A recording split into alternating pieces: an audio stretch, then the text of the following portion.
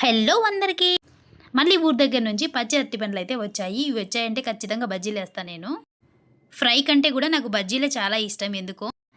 First బనానాని నీట్‌గా wash చేసి దానికి లైట్‌గా పీల్ తీయాలి. బజ్జీలకు లైట్‌గా పీల్ తీస్తేనే చాలా టేస్టీగా ఉంటాయండి. తర్వాత ఒక్కొక్క బనానాని 4 పీసెస్ లాగా కట్ చేసుకున్నా స్ట్రెయిట్‌గా. తర్వాత వాటర్‌లో ఉప్పు, కొంచెం పసుపు వేసి మొత్తం నీట్‌గా వాష్ చేశా. అప్పుడు దానికుండే జిడ్డు అదంతా పోతదనమాట. బంక బంకగా ఉండకోకుండా నీట్‌గా ఉంటాయి.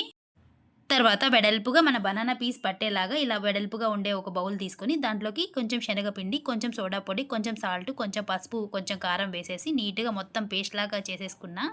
ఇప్పుడు మనం కట్ చేసుకున్న ఒక్కొక్క బనానా పీస్‌ని జస్ట్ దాంట్లో శనగపిండిలో జస్ట్ ఇలా డిప్ చేసి తీయడమే అంతే. దాంట్లో ముంచేసి తీయడమే.